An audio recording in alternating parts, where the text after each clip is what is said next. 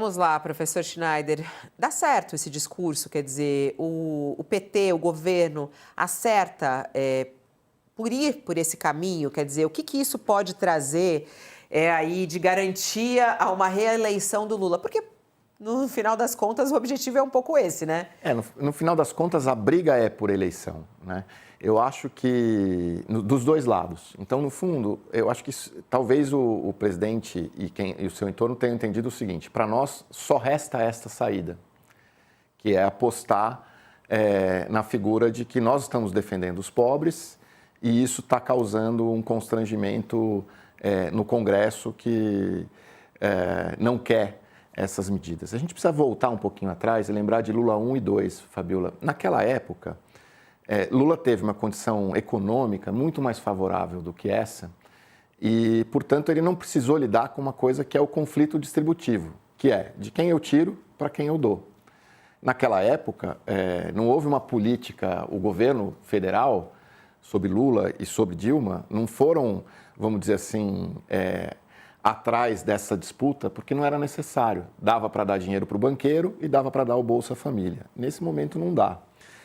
Acho que o grande dilema hoje é que a gente tem um governo do centro para a esquerda e um Congresso do centro para a direita. E cabe ao governo tentar negociar com esse Congresso, né? E acho que essa questão talvez o governo ainda não tenha tido sucesso adequado, sem entrar no mérito das medidas, porque no fundo essas medidas que estão lá também não são revolucionárias. O que a gente tem é um Congresso que está dizendo o seguinte: olha, a eleição começou para nós, apesar da festa junina e tal, do período junino, a eleição já começou para a gente e a vida de vocês vai ser mais difícil. De outro lado, o governo federal está dizendo o seguinte: olha, eu tenho o direito de governar até o fim e eu tenho um candidato. E essa disputa é que está em jogo, não é uma disputa... e aí o governo está apelando para uma subjetividade, que é: eu sou o pai dos pobres, o defensor dos pobres, e mais uma vez, nesse país, o defensor dos pobres não está conseguindo fazer o seu trabalho por conta das elites. Você começou a sua análise dizendo algo que eu achei interessante. A sensação que dá é que essa era a última saída, é a única saída. Você acha que é a última saída? Quer dizer, eles têm que ir para o tudo ou nada, diante até...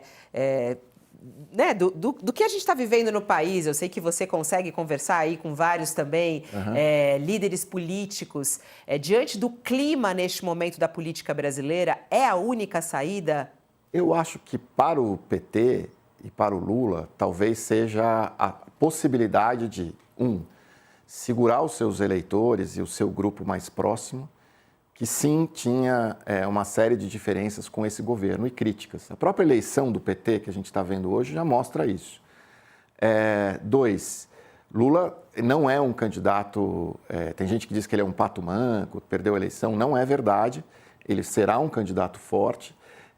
E ele tem, se de um lado ele tem um governo em que 50% ou perto disso não o consideram bom, ele ainda tem um terço, um pouco mais, ainda de pessoas próximas do governo e apoiando o governo dele.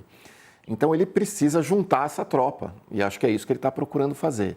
E ele precisa também, de outro lado, garantir a governabilidade, né? Ou garantir que o governo chegue até o fim. O que Lula não quer, e é isso que me passa, é cortar o orçamento de educação, orçamento da saúde, porque aí é simplesmente para um governo de esquerda e contra todo o seu ideário, né? Então faz sentido isso. E o PT tem uma experiência dramática do segundo governo Dilma, quando flertou com uma política econômica um pouco mais, quando a coisa estava indo para o buraco, um pouco mais, vamos dizer assim, liberal com o Joaquim Levy, e não deu certo. Então, acho que, tentando me colocar nos sapatos do PT e de Lula, eu acho que a única saída deles, neste momento, é apelar para essa polarização. Do outro lado, o Congresso também vai apelar para dizer o seguinte: olha, faça a sua lição de casa, corte gastos, não venha colocar a culpa sobre os meus ombros. Eu acho muito engraçado porque esse tema, né, movimentou muito, né? Eu acho que inflamou aí todos os militantes, principalmente de esquerda. E é muito interessante, estou acompanhando, inclusive, pelo nosso chat agora, as pessoas assim, é isso aí, tem que taxar os mais ricos, justiça tributária já, o Tony escreve, e aí coloca o quê? Bandeirinha do Brasil. É isso que está rolando nas redes. Ó, para quem está conosco na TV, a gente vai fazer um intervalo, mas a gente segue nessa conversa aqui pelo nosso chat do YouTube. Vai lá, e no YouTube também, vai lá, canal UOL no YouTube, que você encontra a gente ao vivo. Olha aqui, professor, tem muita gente pelas redes aqui falando nesse momento. Eu acho que é isso, tem que defender a população. A Cristina Mello até diz aqui, a Cris, dá para defender a população sem defender os políticos? Porque a culpa toda é dos políticos. O que as pessoas também dizem é o cuidado que o governo tem que ter nesse momento ao defender os mais pobres, a pedir a taxação dos super ricos, né? Mas, ao mesmo tempo, tomar cuidado para não atacar o Congresso, porque aí quem vai se prejudicar é o próprio governo, que é esse lance da governabilidade, não é isso? Exato, exato.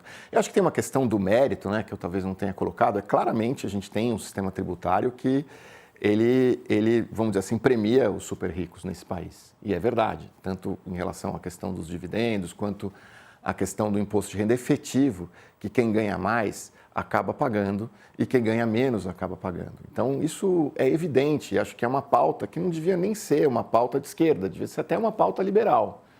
Você manter o Estado, você precisa, de alguma forma, ter justiça tributária. Quem pode mais, paga mais, quem pode menos, paga menos. Agora, a grande questão aí é que a eleição já começou, Fabiola, e aí a gente já vê, por exemplo, Ciro Nogueira, presidente do PP, já dizendo, depois das festas juninas, nós vamos ter uma convenção e vamos marcar a nossa saída efetiva do governo. Embora o PP seja um partido que está no governo, mas vote contra o governo muitas vezes, que é a nossa democracia brasileira. Então, eu acho que o que a gente tem aí hoje é só uma disputa política eleitoral. E acredito que o governo, mais ou menos feliz em algumas peças, por exemplo, eu vi uma peça, Fabiola, que eu acho que é muito, até boba, quer dizer, olha, você que paga o seu carro à prestação, você que, enfim, ganha o seu salário suado, tal, você não está sendo prejudicado. Por que eu acho essa peça boba? Porque você está tratando a pessoa como boba. Está dizendo, olha, você não está sendo inteligente na sua avaliação e tal. Então, o governo tem que tomar cuidado quando vai com muita sede ao pote para não afastar eventuais possíveis aliados nessa luta que ele tem à frente dele, né? E inclusive olhar o voto da classe média também, né? Exato. E, assim, esse apontar o dedo e falar você é o pobre, né? As pessoas, será que elas querem dizer que elas são as pobres, né? Quem é esse pobre? Qual é o pacote desse pobre que eles estão colocando?